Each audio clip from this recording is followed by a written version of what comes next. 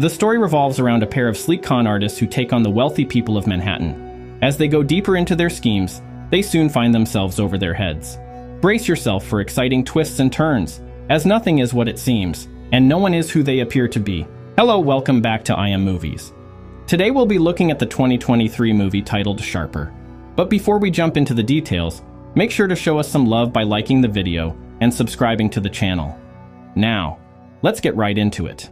The movie begins in the bustling streets of Manhattan, where Tom is engrossed in a book at his bookstore, accompanied by the soulful tunes of Ruler of My Heart by Irma Thomas on the radio. Just then, a beautiful young woman named Sandra enters, seeking a birthday present for her professor. Engaging in conversation, Tom discovers Sandra's profound love for literature, instantly captivating him as a fellow book enthusiast. Learning that she's a PhD student at New York University only adds to her allure. Tom, intrigued by Sandra's intellect and charm, musters the courage to ask her for a dinner date at a nearby Japanese restaurant. Sandra politely declines, and Tom gracefully accepts her response, expressing his understanding. As Sandra's card repeatedly declines during checkout, and she finds herself short on cash, Tom steps in with an act of faith and goodwill. He suggests she take the book and return with the cash later, a gesture that Sandra deeply appreciates. Later that evening, as Tom is closing up the bookstore, Sandra returns with the cash, expressing her gratitude once more. She agrees to Tom's dinner date invitation, and they head to the restaurant. Throughout the evening, they share intimate details about their lives. Tom opens up about his struggles with writing, revealing how his mother's death affected his passion and will to live.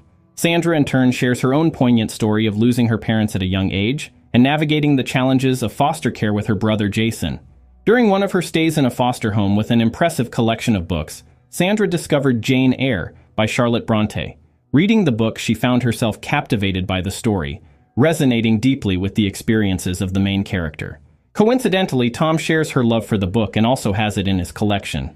Tom is thrilled to have found someone with whom he shares such deep connections and similarities, marking the beginning of their romance. They share countless beautiful moments, and everything seems to be going smoothly. One night, while at Sandra's apartment, Tom is abruptly awakened by banging sounds and voices at the door. Upon getting out of bed, Sandra reveals that it was his brother Jason who showed up unexpectedly. Sandra shares his brother's struggles with foster care and his current involvement in dealing drugs and seeking money to settle his debts.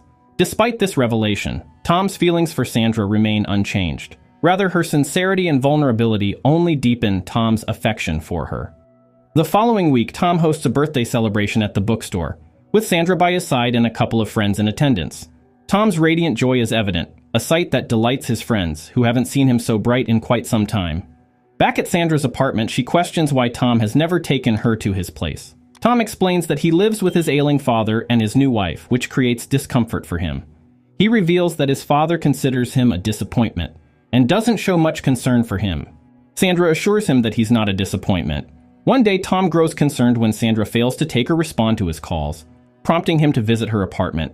Upon reaching her apartment, he finds Sandra visibly distressed sitting on her bed. She discloses that her brother is in grave danger. He's been brutally beaten by the drug dealers to whom he owes money, and they've issued him an ultimatum to pay up, or they'll kill him. With a hefty sum of $350,000 at stake, Sandra knows she can't come up with the money, so she decides to help her brother escape the neighborhood. Tom doesn't think it's a good idea, fearing that the criminals might target her. He steps in and offers to provide the money himself. Sandra is taken aback and questions how he plans to come up with such a large amount, being that he works at a bookstore. Tom reveals that he owns the bookstore and that his father is wealthy, promising to obtain the money from him. Despite feeling hesitant and viewing Tom as a stranger, Tom reassures her of his commitment and importance to her. Tom insists she takes his help and she agrees, promising to repay him, regardless of the time it takes. Tom withdraws the money and hands it over to Sandra, who declines his suggestion to accompany her, wanting to shield him from potential danger. Instead, she suggests they meet later that evening at the restaurant where they had their first date, before departing to deliver the money.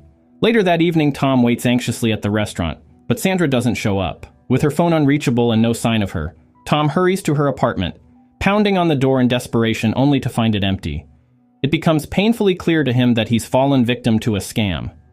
However, Sandra's not who she appears to be.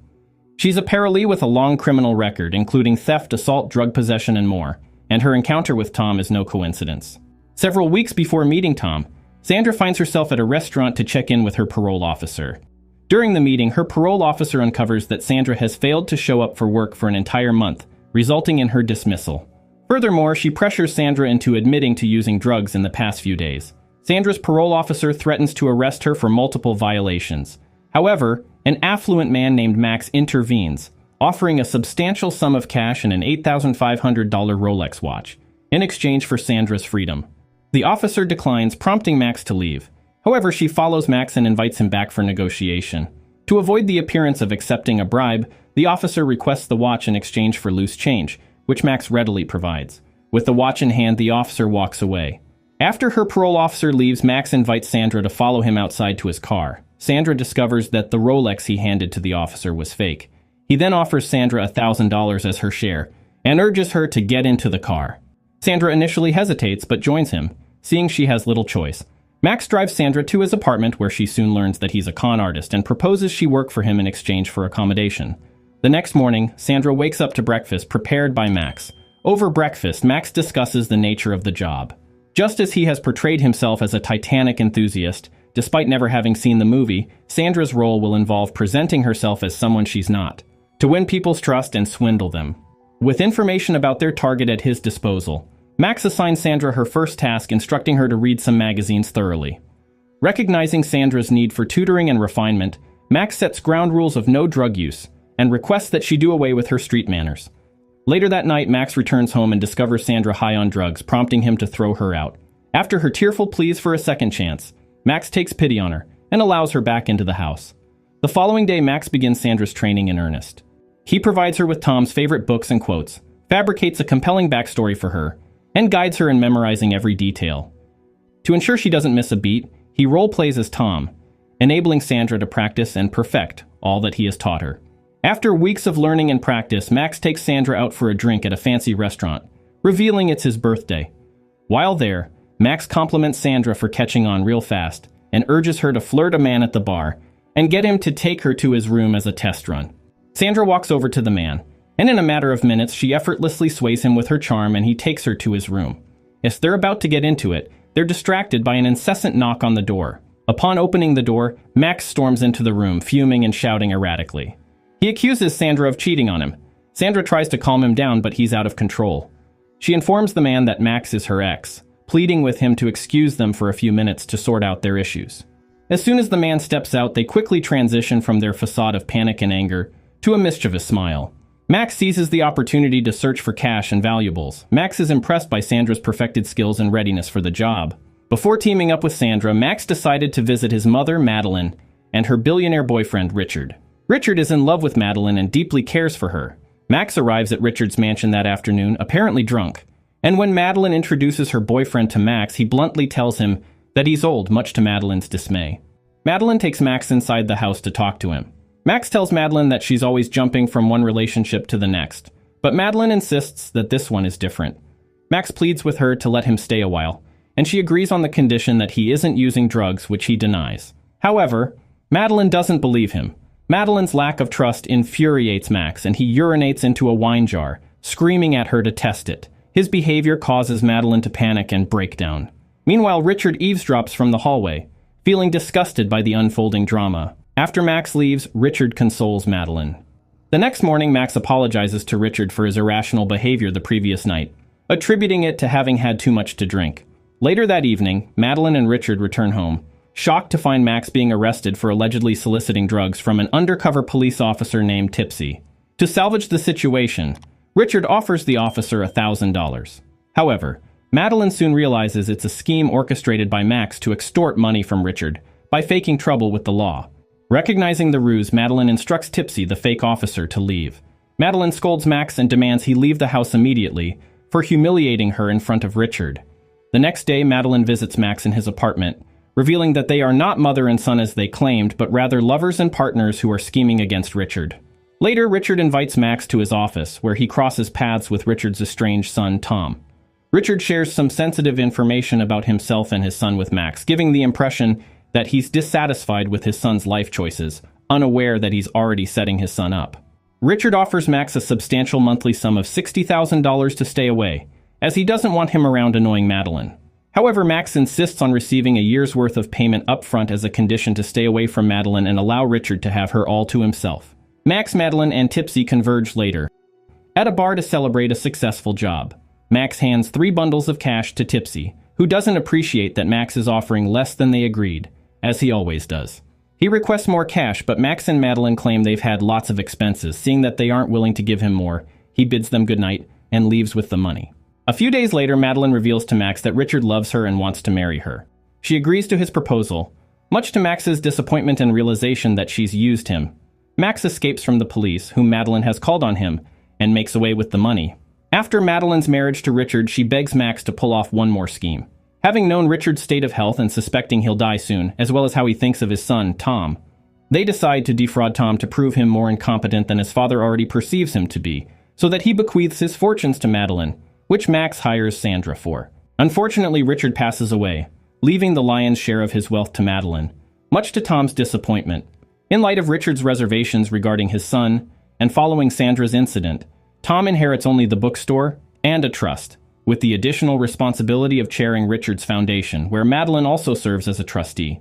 Madeline pretends to be sorry for the outcome of things and tries to sympathize with Tom when, in fact, she's happy her plan and wish have materialized. Madeline soon reveals her plans to sell the house, as she can't stay in the mansion by herself, so she tries to help Tom find a new place, which makes him uncomfortable. Tom hires Braddock, a longtime family friend, to investigate and track down Sandra, despite Madeline's efforts to dissuade him from pursuing the search, knowing the trail will lead back to her. Sandra is located, grappling with severe heroin addiction. While discussing, Braddock suggests that Sandra isn't working alone, so Tom implores him to investigate further. Tom decides to accommodate Sandra in the house for detox, but Madeline is against the idea of accommodating a junkie in their home. Tom insists that he wants to keep an eye on her, as he has many questions for her as soon as she sobers up. Madeline opts to talk to her. During their conversation, Sandra discloses that she's aware of her connection with Max. She threatens to expose her, and in exchange for keeping her secret, Sandra demands to see Max. She intends to confront him for using and abandoning her with nothing. After many futile attempts to reach Max, he finally responds to Madeline's messages and agrees to meet with them at his preferred location. On the day of the meeting, while Tom and Sandra are playing cards, Madeline walks in and requests that Sandra go for a drive with her to get some fresh air. Upon reaching the location, Sandra confronts Tom for abandoning her, but he shows no remorse. No sooner have they arrived, Tom, Braddock, and his team arrive, confirming their suspicions that the three had been working together. Braddock accuses Madeline of plotting to sideline Tom so that his father will bequeath the majority of his assets to her. He insists the money belongs to Tom, demanding she return it to him. However, Madeline asserts that the money rightfully belongs to her and threatens legal action. Tom seizes Braddock's gun and points it at Sandra frantically, then at Madeline. Tom is bitter that his father willed his wealth to her due to their defrauding him. They implore him to drop the gun, but he wouldn't oblige, so Sandra knocks it from his hands and Madeline picks it up.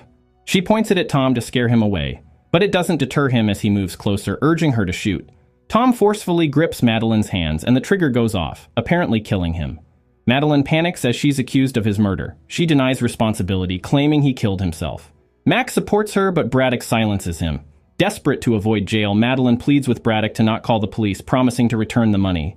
She contacts her lawyer to arrange the transfer of her inheritance to the Richard Hobbs Foundation.